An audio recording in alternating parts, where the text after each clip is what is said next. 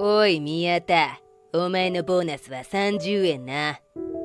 社長はそう言って下水顔をして俺のことを笑っている。俺が直々に全社員のボーナスを査定してやったんだよ。なんて言ったって無駄なコストは徹底的に削減しないといかんからな。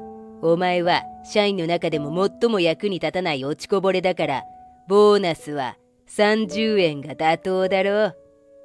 勝ち誇ったように言う社長を前に、俺はただ30円と書かれた虚しい賞与明細を手にして呆然としていた。俺の名前は宮田はじめ、30歳の会社員だ。会社はあるお菓子工場で、俺が勤めている本社のビルにも小さな工場と店舗が併設されている。この会社に勤め始めて5年。うちの会社のお菓子は2年前に始めた新しいお菓子が観光客に人気で評判が良い。また同僚たちとの関係も良く、働きがいのある職場だった。だが、それが今年になってから表変してしまったのだ。きっかけは社長の交代だった。創業者である社長が先月、社内の階段から落ちる事故に遭い入院。それを機に社長が交代することになったのだ。後を継いだのは今まで副社長を務めていた斉藤さんという人物。年は50代前半。彼は社内でも有名なくせ者で、自分が出世してのし上がるためにはどんな手を使っても構わないという困った人間だった。副社長の時にも一緒に働いていた同僚に横領の罪をなすりつけて退職に追い込んだという噂があるが、真意はわからない。他にも女性社員にセクハラをしたり、新入社員にモラハラをしたりと、不穏な噂を数えたらキリがないのだ。社員たちはというと、そんな斉藤さんのことを恐れているのか、触らぬ神にたたりなしとでも言うように、彼の言うことには反対しないのだ。そんな彼が社長に就任してしまったものだから、それから会社は大変なことになっていた。まさに斉藤さんの独裁状態になってしまったのだ。おい宮田、お前昨日仕事が終わっていないのに勝手に帰っただろう。何様のつもりだ。朝礼で社長の怒号が鳴り響く。こんなのは毎朝のことだ。社員たちは皆縮こまって彼の話が終わるのを待っている。すみません。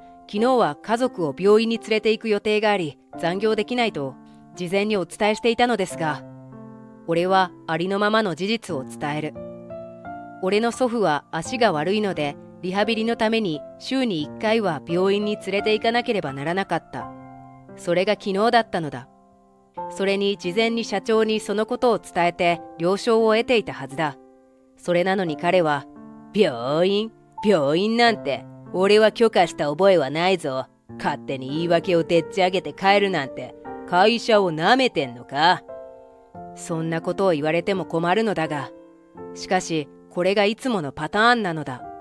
きっと社長は俺が事前に予定を相談したことを忘れてしまった。いや、最初から本気で聞いていなかったのだ。だけど、ここでいくら俺が事情を説明したところで、火に油を注ぐことにしかならない。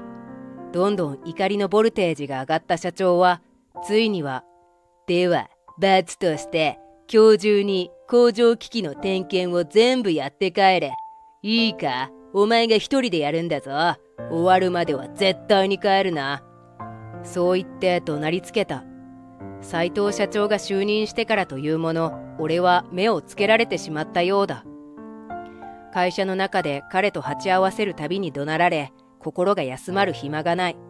おまけに用事を言いつけられるので、いつも休憩は5分も取れない状態になっていた。その日、一日の業務をこなした俺は、朝礼で社長に言いつけられたお菓子工場の機械のメンテナンスを夜遅くまで行った。メンテナンスは思ったよりも時間がかかり、終わった頃には日付が変わっていた。無論サービス残業だ。正直うんざりしてしまう。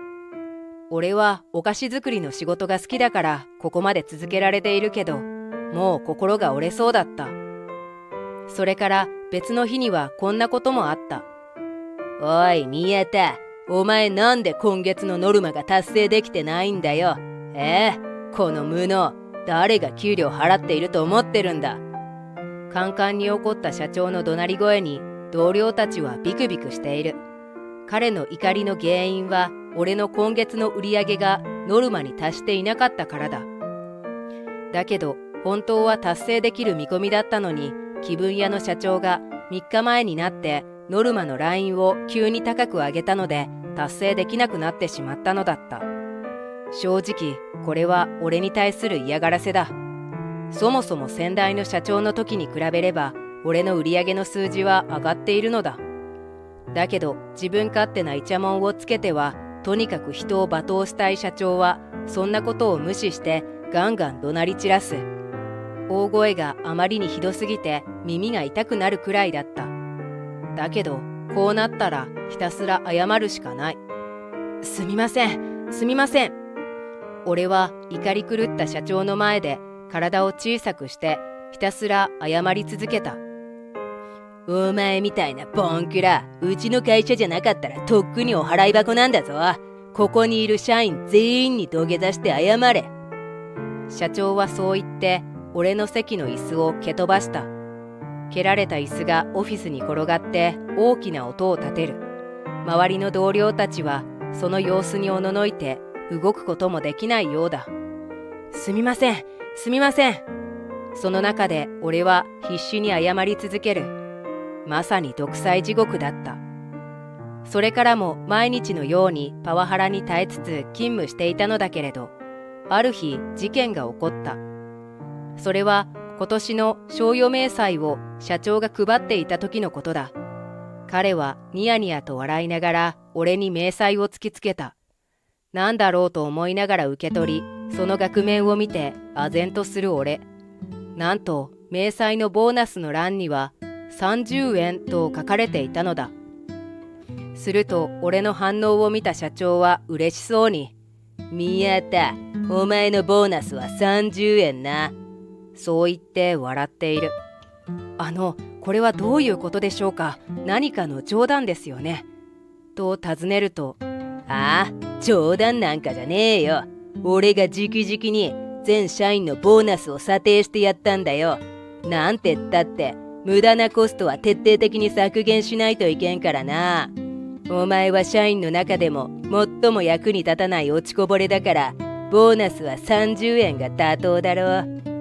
そんな、これはあまりにも理不尽です。思わずそう反論すると、彼は逆上して、うるせえな。同じことを何度も言わせんな。無能。お前はノルマもこなせねえし、俺の言ったこと何一つ達成できない無能。いわば会社のお荷物。だからお前に払うボーナスなんかない。そうとなった。さすがの俺もこれにはカチンときた。今まで会社のために一生懸命に働いてきたのに、休憩だってまともに取れずサービス残業までして、俺の不満は爆発寸前だった。それを人を怒鳴りつけてばかりで何もしない社長に振り回され、挙句の果てにボーナスまで取り上げられて、わかりました。俺は静かに返事をした。頭の中は怒りでいっぱいだけど、ここで争い事を起こしても何もいいことはない。冷静でいるようにしようと必死だった。その様子を見て、ギャハハハ、ボーナスがなかったらお前は派遣。いや、それどころかバイトと同じだな。そうだ、来月からお前、正社員辞めてバイトになれよ。そうしたら給料も下がって、うちの会社にはいいことだらけ。それに、文句があるなら荷物をまとめて出ていけ。げっすい顔をして笑っている社長。そんな社長に向かって、俺は冷静な態度で言ってやった。いえ、いいです。俺、もうこの会社を退職させてもらいますから、今までお世話になりました。すると、彼は手を叩いて喜び始める。ブハハハ、底辺くんが辞めるってよ。おい、宮田、お前みたいな底辺、今退職したら他に雇ってくれる会社なんてないだろ。就職できないから助けてくれって後から泣きついてきても俺は知らんからな。そう言って罵倒した。俺は怒りに震えながら必死に耐えた。笑えるだけ笑っていればいいさ。そう思い、その場はやり過ごした。そして散々社長に罵倒された俺は、その日のうちに荷物をまとめて退職したのだった。ちょうどこの日は金曜日。会社の机には他にも荷物がたくさんあったので、警備員さんにお願いして土日の間に荷物を運び出しに来てもいいように手続きをした。そして時間が経ち、月曜日の朝になった。退職したばかりの俺は土日の間に会社から荷物の移動をしていたせいで疲れ果ててしまい、朝遅くまで寝ていた。だけどもう会社に行かないのだから、何時に起きたって誰にも文句を言われない。そう思ってぐーぐー寝ていたのだが、プルルルル、うるさいスマホの着信音。最初は無視していたのだが、どうにも止まらないのでゆっくり起き上がると、しぶしぶ電話に出た。すると、おい宮田、バカ野郎、なんですぐに電話に出ねえんだ。お前一体俺の会社に何をしてくれたんだ。いきなり怒鳴られて驚くと、どうやらあの斉藤社長の声だ。ひどく焦って怒っているらしい。何のことでしょうか。俺はもう退職したので会社とは何の関係もないと思いますけれど。眠い目をこすりながら答える俺。すると俺の言葉に、ふざけんな、何もしていないわけがないだろ。お前金曜日に退職して土日に荷物を運んだそうじゃないか。今朝会社に来てみたら、工場の冷蔵庫にグリル、菓子焼き機、業務用コーヒーマシーンなど会社の設備や備品が全部消えているぞ。自分が退職するからって嫌がらせに盗んだんだろ。この泥棒め、今から警察に連絡して捕まえてもらうからな。スマホからはガンガンと割れんばかりの社長の怒鳴り声が響く。それに対して、警察？泥棒だなんて心外だな。そもそも設備や備品は盗んだんじゃなくて返してもらったんですよ。だって俺のものですから。するとそれを聞いた社長はさらに怒って、何をふざけたことを言っている。平社員のお前が何百万もする菓子焼き器や冷蔵庫なんか持っているわけがないだろう。適当なことを言うのもいい加減にしろ。その言葉に俺は思わず腹の中で笑ってしまった。すみません。正確には俺個人の所有物ではなく、母方の実家の所有物なんです。言ってませんでしたっけ、俺の実家。こう答えると、お前の実家なんか知るかとまた怒鳴られた。社長はまだ事態の本当の原因に気がついていないようだ。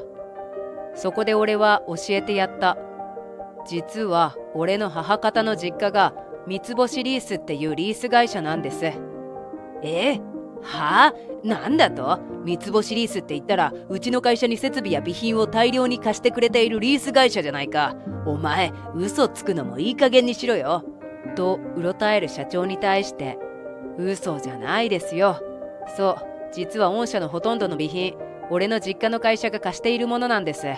実は前の社長の時に御社は借金が多くて他のリース会社からは断られて、新しいお菓子用の設備を借りることができなかったんです。だけど前社長から相談を受けた俺が実家のリース会社に直談判して特別に定額で貸してあげていたんですよ。なんだと？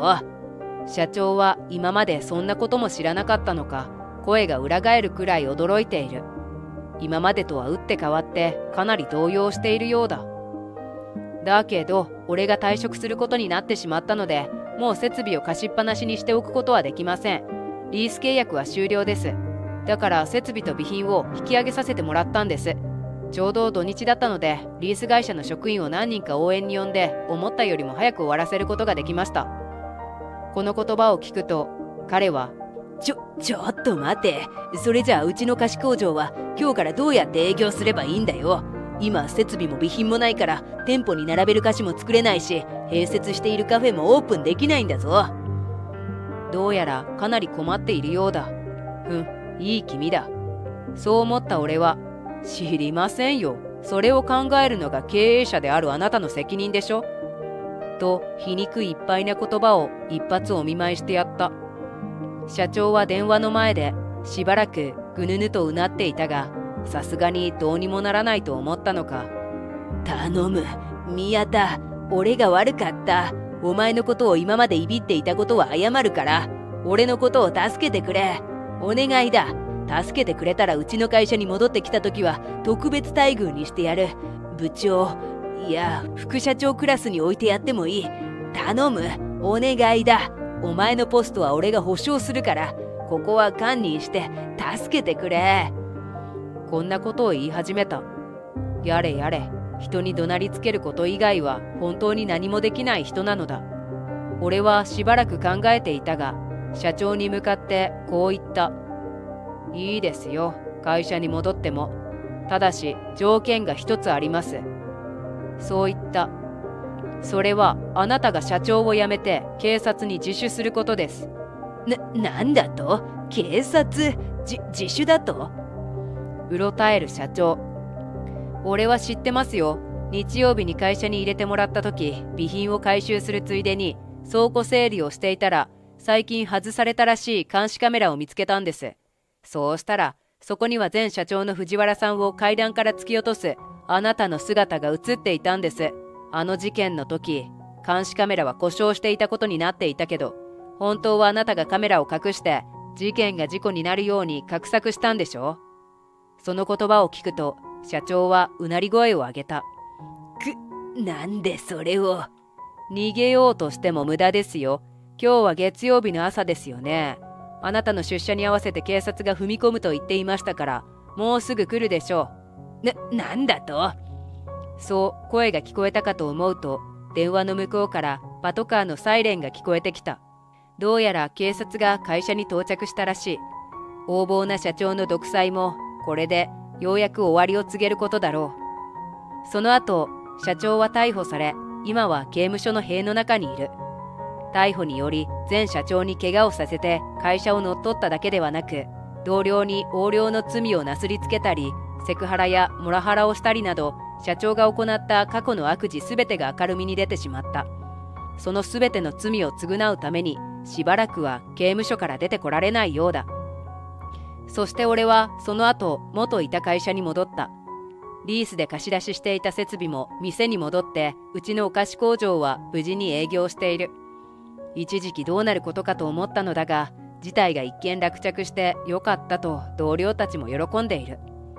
またこの事件の後に、うちの会社は外部から新しい社長を招いたのだが、今度の社長は前の斉藤さんとは比べ物にならないくらい優秀な人で、会社の借金を見事に解決してしまっただけでなく、新しい販売戦略を考え出したので、お菓子の売り上げは上々だ。